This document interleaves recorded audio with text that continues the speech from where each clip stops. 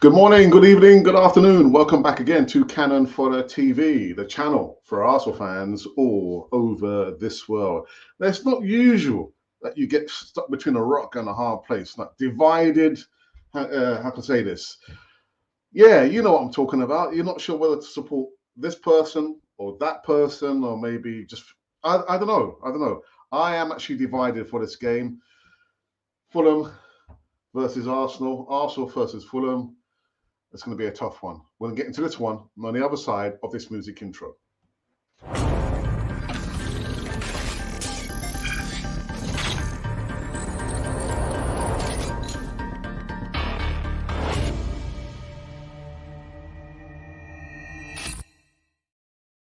Yeah, that was the word I'm looking for. Divided loyalties.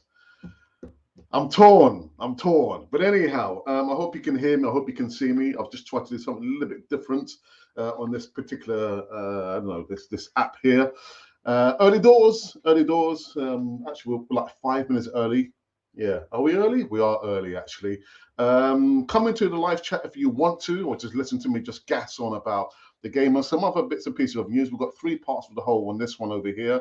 And just click the like button. Yeah, just click the like button. That's all you have to do. We're not bothered about anything else here, to be honest. And yeah, actually, before we get into this one, I do want to say thank you to someone who brought some merch. So that's why I'm wearing this. Someone brought some merchandise from our store. So thank you, whoever that was out there. You're probably sleeping now. You're probably sleeping. Anyhow, let's get into this first one here. So the first up, there's some news in regards to. Oops, what am I doing here? Oh my days. What am I doing? God dearie me, I've just messed it up now. Gabriel Jesus, waiting on Jesus. Also, manager Mikel Arteta has urged fans to be patient with a striker Gabriel Jesus when he returns from his 3-month layoff due to a knee injury sustained during last year's World Cup, as he explained what he needs to return to play in. Ahead of Arsenal's game against Sporting Lisbon in the Europa League, Mikel Arteta emphasised that the Brazilian needs time to regain confidence and competing with a free mind. Now, before I continue, I've got to say, when I was looking some of the footage of him, at London Comedy, I was kind of wincing, thinking, and he was probably doing the same thing. But I think Arteta is spot on. Let's just be patient. He still needs time. I think I'm probably right. Did I not say the second or third week in March? I'm probably looking at maybe the end of March that you'll see Gabriel Jesus. Anyway, the manager goes on to say that he needs time as well as to get himself that confidence and that physical state that is necessary to compete with a free mind. And once he's free to do that, he will throw him in, Arteta said. Now, the manager added that we will not try to rush him back. We will try to make a fair assessment between what he needs and when it's comfortable, and as well as giving the team a boost that is going to need the next few weeks for sure. Also hopeful that they will see Jesus back on the pitch before the international break, which comes after I think the Crystal Palace game on 19th of March. But right there from the manager's mouth himself, just saying this, we need to be patient. Got to be patient with him. It's a 3-month layoff, and I'm not going to say we'll start panicking, but we've done quite well without Gabriel Jesus. We've done quite well without him. So there's no need to rush him back. I know you're probably thinking, well, Martinelli and Nketiah is out. Martinelli, is he the answer? Then what's the question? I just noticed something's wrong here, I think. My phone is saying that we've got 3 people watching, but yeah, anyway, I'm not going to worry about that. So again, you can let me know your thoughts about Gabriel Jesus. Do you think we should not rush him back and we should not maybe see him back until maybe April? Or do you think it's probably going to be too late by then? I don't know. I think maybe end of March. I did say second or third week in March, but end of March, I is thinking. The next news segment is about this youngster here, Martinelli, at least. And the thoughts from Martin Keown says, frightening. I don't mean he's scared of Gabriel Martinelli. So Martin Keown has waxed lyrical about gunners for Gabriel Martinelli. He told BT Sport that he feels that a 21-year-old has what it takes to shine at the number 9 spot. That's what he's saying. I'm not saying that. Martinelli has become one of Arsenal's stand-up players in an amazing rise to prominence since he arrived at Arsenal. Keown told BT Sport, I strongly believe that he's a natural goal scorer. He's got everything in his game, and he's very difficult to play against. Yeah, when asked whether he thinks Martinelli is more of a natural poacher than Jesus, Keown said, I do, without a doubt. To watch out for his movement tonight. I think it's talking about the Sporting Lisbon game. The way he sniffs out opportunities, he's definitely a player on the move whenever the ball comes into the box. He's never stood still. He's a very difficult player to play against, and I do feel that his natural position, striker, he's not a player you go into and bounce off. When the ball comes in the wide areas, his movement is just fantastic.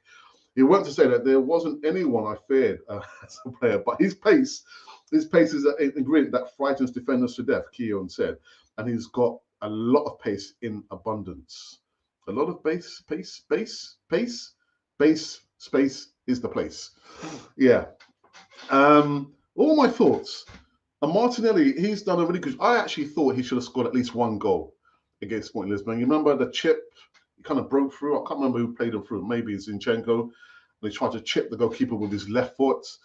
And the one-on-one, was it almost a one-on-one? Only if it were not for the recovering right back for Sporting Lisbon. The recovery speed was like light speed ahead, man. But yeah, should have scored. But yeah, without Eddie Nketiah there, I mean, we are short on numbers in the striking position or the forward positions there. And Trossard, I'll get to him in a moment there. But yeah, the movement. That's what Mikel Arteta wants. He wants a lot of movement from the front, and there's a lot of that in abundance.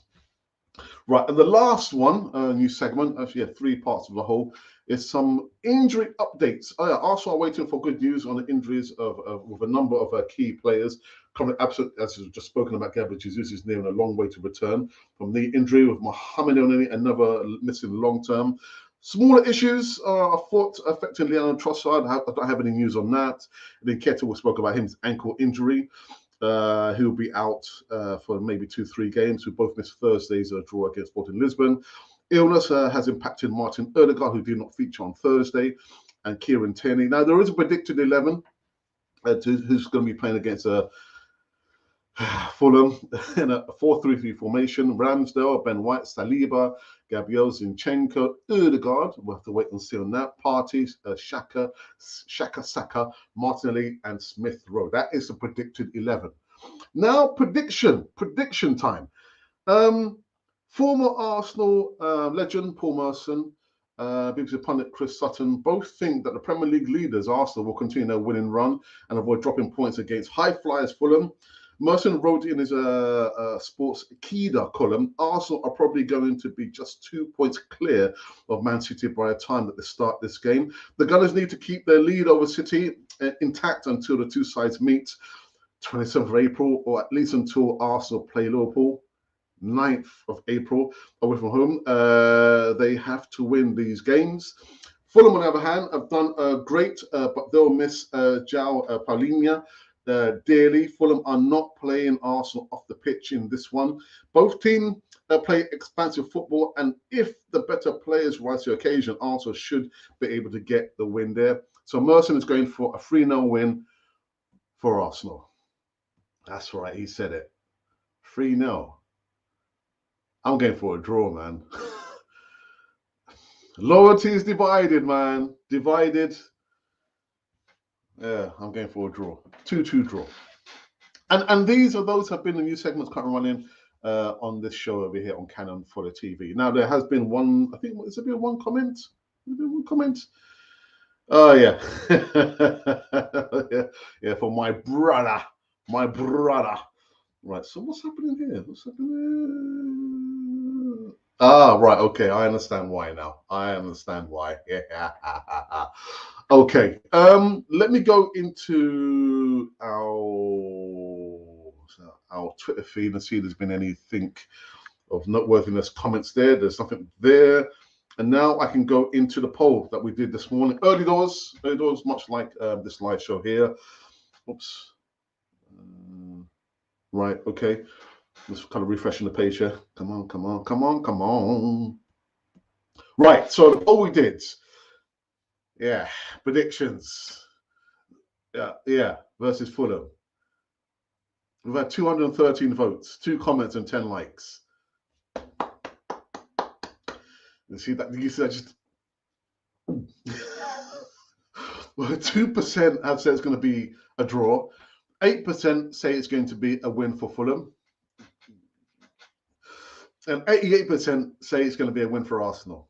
Divided loyalties, man. Before I fall off the chair, man.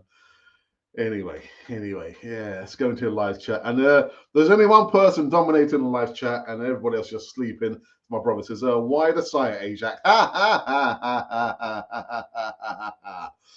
think we could escape with a 2-2 draw. Who's we? Who's we, Ralph, man? Who's we? Are you talking about the black and white or the red and white? Who are you talking about, man?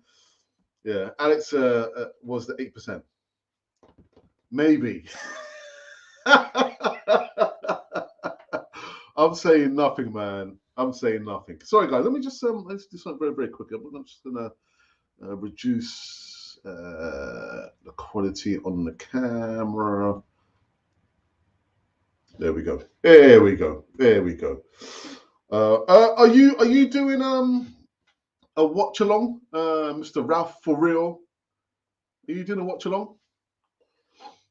You never did get back to me on that one. All right.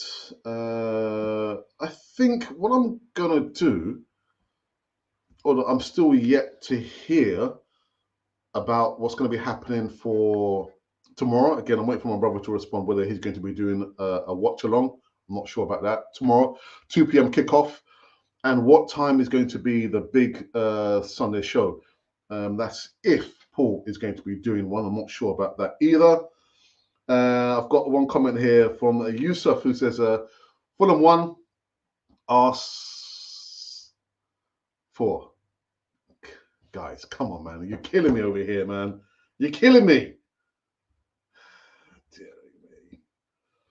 Come on, Ralph, man. Come on. Are you going to be doing, a watch along? Come on, quickly before I wrap up this one. Let me remove this and put this one back up. I also got to say a big thank you, actually, whilst I'm waiting for my brother to come back in and let us know whether he's doing a watch along. So a big thank you to Richard, aka Captain Morgans, and John Nagiza Guna for their participation on the Easy Talk last night. I thought it was very interesting. It got quite serious towards the end.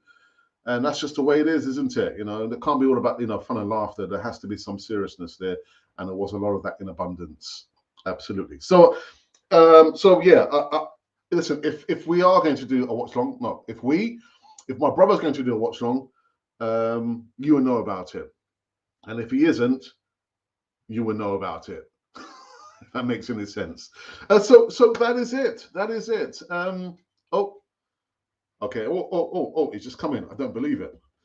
Possible next couple of weeks for the next watch along. So there we go. So no watch along tomorrow.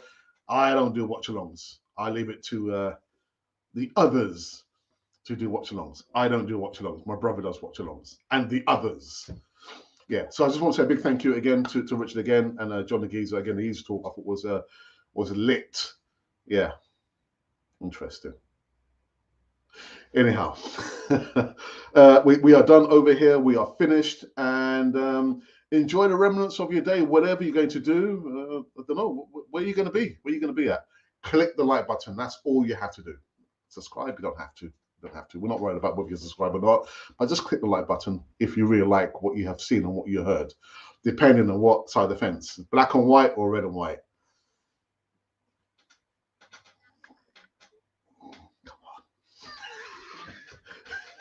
All the haters are going to come after me now.